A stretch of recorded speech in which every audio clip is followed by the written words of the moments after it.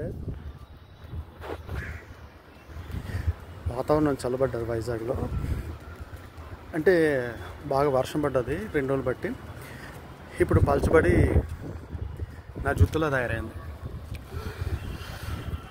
అది సరదాగా అప్పుడు టాపిక్ వచ్చి చెక్ చేసుకున్నావా?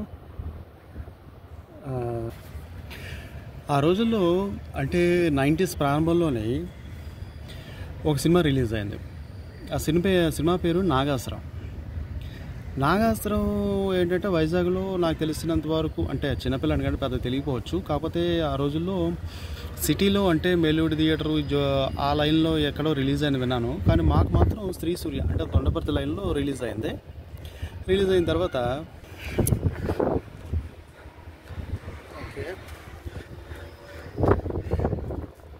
రిలీజ్ అయిన తర్వాత అంటే 90s ప్రారంభం.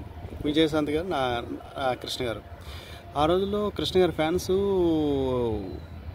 అంటే నాకు తెలిసినంత వరకు చాలామంది శ్రీ సూర్య థియేటర్కి రావడం, వచ్చిన తర్వాత ఏంటంటే అక్కడికి వచ్చిన ప్రేక్షకులు విష్ చేయడం తర్వాత కొంతమంది ఏంటంటే నాకు తెలిసి బూందీ పంచారు.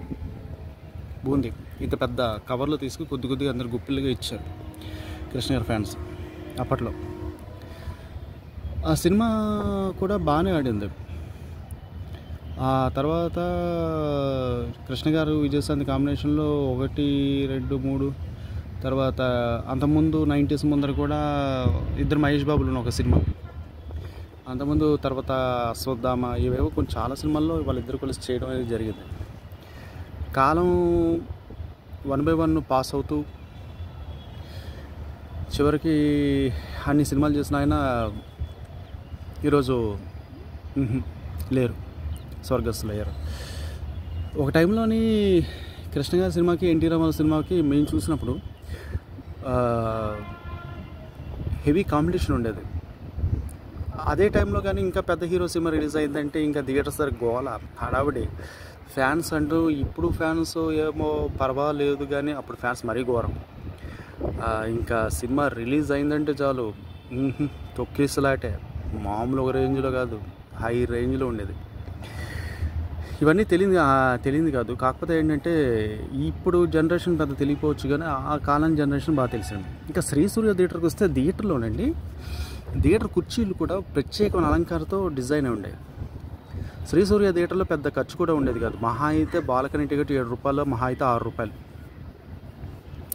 ఒకటి బ్లూ కలరు కుర్చీ ఉంటే మెత్తడి కుర్చీ, అన్ని కుర్చీలు ఒకే రేంజ్లో ఉండేది. కింద కుర్చీ నుంచి పై కుర్చీ దాకా. కింద కుర్చీలు కొంచెం ఏదో తేడా ఉండొచ్చు, కానీ ఆల్మోస్ట్ పై కుర్చీ దాకా చాలా కంఫర్ట్గా ఉండేది. ఒకటి బ్లూ కలరు, ఒకటి ఎల్లో కలరు, ఒక వైట్ కలరు, పక్కపక్కల అలాగా సీట్లు మాత్రం బ్రహ్మాండంగా ఉండేది. నాకు తెలిసి శ్రీ సూర్య థియేటర్, ఆ తర్వాత దేవిపుత్రుడు, తర్వాత ఆనకొండ, చివరిలో నేను చూసిన పసివాడి ప్రాణం. అది కూడా పెద్ద టికెట్ కాదు, 12 రూపాయల టికెట్కి ఎంతో వెళ్ళి చూశాను శ్రీ సూర్యలో. ఆ తర్వాత ఇక్కడ కొట్టియడం, మోరు రావడం, ఆ పైన ఏంటంటే థియేటర్కి కడుతున్నారని చెప్పడం, వినడం, కట్టేయలేదు కూడా నాకు తెలియదు నిజానికి. అది ఓపెన్ అవుతుంది లేదా అని వెయిట్ చేయడం ఇక్కడ చాలామంది జరిగింది, కానీ అది అయితే ఓపెన్ అయితే పరిస్థితి లేదు. కాకపోతే ఏంటంటే అప్పటి కాలంలోని పెద్దింటల్లుడు, జంబలకిడి పంబ, ఇవన్నీ సినిమాలు చాలా బాగా ఆడేవి ఆ కాలంలో. శ్రీ సూర్యలోనే ఎక్కువ. సుమంది పెద్దింటల్లుడు ట్రైలర్ వేస్తారు, బాగా గుర్తు నాకు. తర్వాత జంబలకిడి పంబ. ఆ 1 రీల్కి శ్రీ సూర్య థియేటర్లో 1 రీల్ వేసినప్పుడు ఇంకా జనాలు నవ్వు. తర్వాత ఏప్రిల్ 1 విడుదల, అది నేను వెళ్ళలేదు, మా వాళ్ళు వెళ్ళారు. అది శ్రీ సూర్యలోనే రిలీజ్ అయింది. ఆ సినిమా రిలీజ్ అయిన టైంలోని అస్సలు థియేటర్ ఖాళీ లేదు కాదు కదా, హెవీగా చాలా. అది ఎన్ని రోజులు ఆడిందంటే అన్ని రోజులు. ఏప్రిల్ 1 విడుదల. ఆ సాంగ్స్ కూడా ఆ కాలంలో మారుమోగిపోయాయి. ఎస్పెషల్లీ వినాయక చవితి, సంక్రాంతి కావచ్చు, లేకపోతే దసరా కావచ్చు, ఏ టైంలో అయినా సరే చాలా హెవీగా ఓ రేంజ్లో బాగా ఆడుతుండేవి. అయితే ఒక విధంగా చెప్పాలంటే చిరంజీవి గారి పుట్టినరోజు పండగలతో పాటు ఒక రకంగా అది అందరి పండగలాగే ఉండేది. దేవుళ్ళ పండుగ పూజలు చేసుకున్నారు, చిరంజీవి గారి పుట్టినరోజు కూడా అలాగే పండగలు చేసుకునేవారు.